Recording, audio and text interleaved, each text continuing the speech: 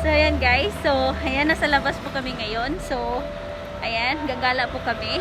So pupuntahan po namin yung ruins of St. Paul. So pupunta po kami ngayon doon.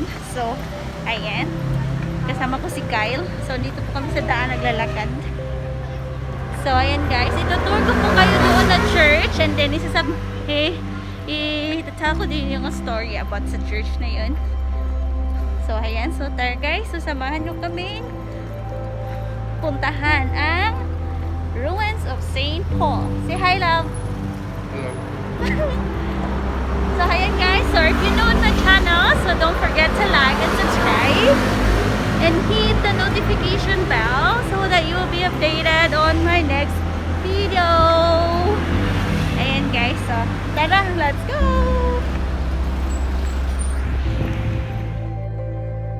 So this time guys, we're about to go to the ruins of St. Paul. So this is the main way na madaanan natin bago tayo maka-reach or makapunta doon sa totally na church. So as you can see guys, dito sa every side, makikita nyo po yung mga different kinds of stall or stores.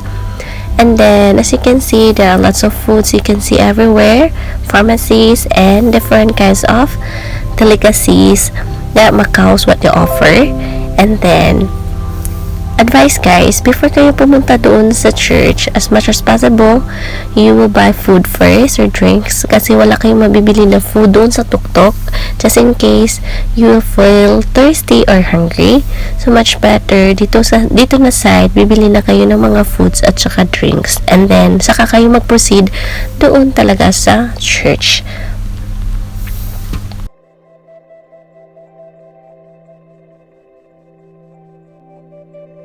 So aside from foods and drinks you can buy in this side guys, so as you can see also, there are lots of souvenirs are everywhere.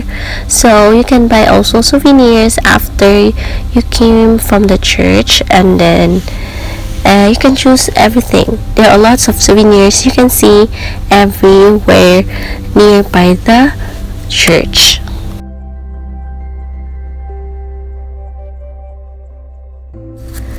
So ayan na guys, so we're about to climb the stairs going to the top or going to the ruins of St. Paul.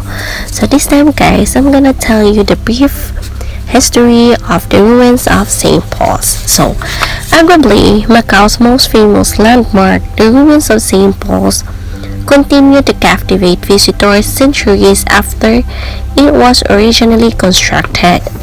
So today, most tourists who visit the ruins probably only see the remains of the beautiful old church, but there's more to this story. In fact, the ruins serve as a key reminders of Macau's roots.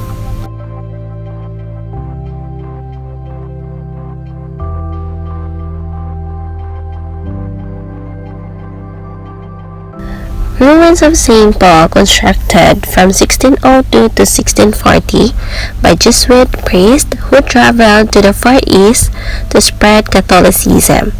The site originally included St. Paul's College and the Church of St. Paul, also known as Mater Dei, a Portuguese church dedicated to St. Paul the Apostle.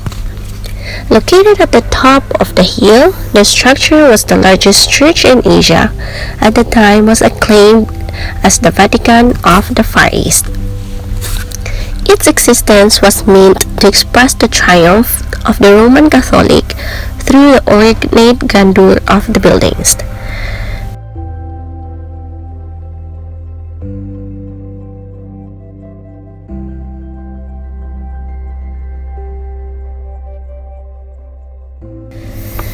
The original structure was made of wood which burned down in a fire during a typhoon in 1835, leaving only the beautiful granite facade and a grand staircase of 68 stone. Most historians believe the church was designed by an Italian Jesuit named Carlo Espinola. The church design is one of a kind, like Macau itself. It's a mix of East and West. Chinese and Japanese artisans and craftsmen were involved in the decoration of the facade, which was built by Japanese Christians who were fleeing persecution at home. At the top of the facade, a dove is surrounded by stone carvings of the sun, moon, and stars, a symbol of the Holy Spirit. European and Asian influences are reflected in the ruins through biblical images, Chinese characters, 6 Chinese lions, mythological representations, Japanese chrysanthemums, a Portuguese ship and bronze statues. Beneath the dove is a statue of Jesus, and around it are stone carvings of the implements of the crucifixion. Today, the facade of the ruins of St. Paul's function symbolically as an altar to the city.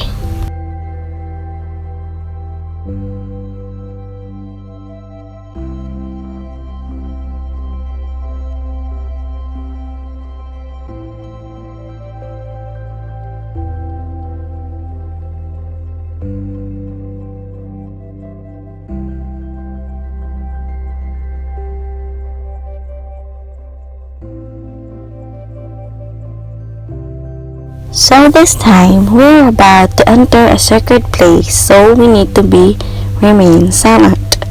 This chapel crypt was built on the same location where once stood the main altar of the Church of St. Paul's College. In the center on the top of the granite rock, there is a bronze cross that marks as a tomb, probably belonging to the founder of college, Father Alexander Vilignano. In the caskets embedded in the north wall lie the mortal remains of both devotees and laymen who were laid to rest in this church.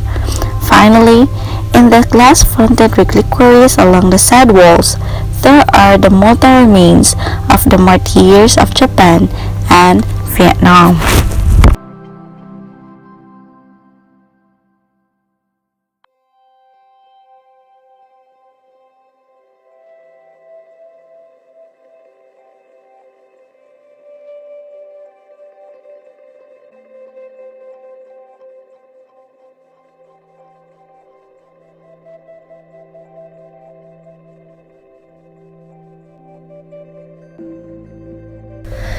So this time guys, we're about to enter the Museum of Sacred Art.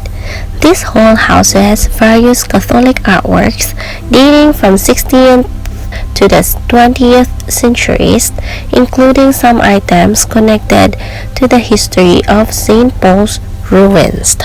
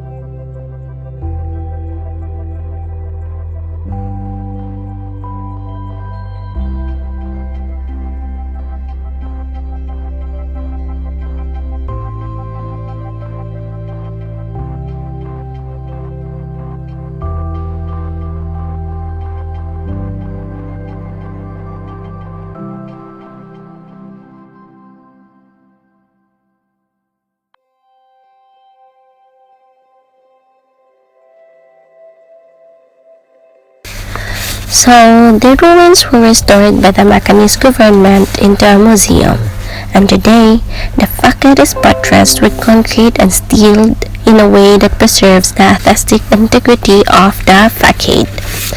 A steel stairway allows tourists to climb up to the top of the facade from the rear to get a closer look at the stone carvings and to enjoy the panoramic view of the city below. It's tradition to throw coins into the top window of the ruins from the stairs for luck. In 2005, the ruins were officially listed as a part of the Historic Center of Macau, a UNESCO World Heritage Site. So this time guys, I'm gonna show you the ruins of St. Paul through time. So first it was built in 1834, and then the next was 1835, and then they tried to build it again on 1875, and then still the same, it will fall, and then the next year is 1890, and then it's still the same. Next was 1930, and then the last year was 1970. But after the several times they tried to build it up, but the outcomes are still the same, so until this time, so they stop it and they just preserve it, and that's why the ruins of St. Paul's it looks like.